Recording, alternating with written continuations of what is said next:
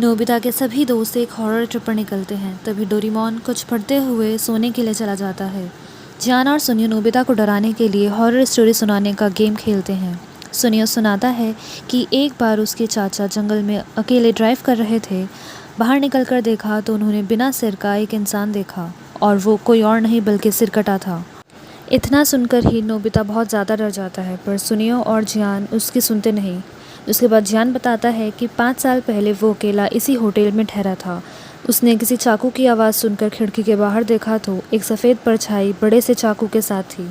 अब शिजुका की बारी थी। वो बताती है कि एक सुनसान हवेली में प्लेट टूटने की आवाज़ आने पर जब वो बाहर जाकर देखती है तो उसे शीशे पर लिखा दिखता है, मैं कल फिर एक इंसान को मारूंगी।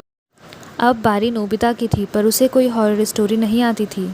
उसे याद आया कि डोरेमोन जिस बुक को पढ़ रहा था उसमें एक जादुई लैंप के बारे में लिखा था।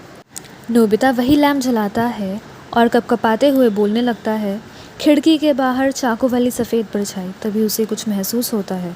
फिर वो बोलता है, प्लेट टूटती है, सर कटा।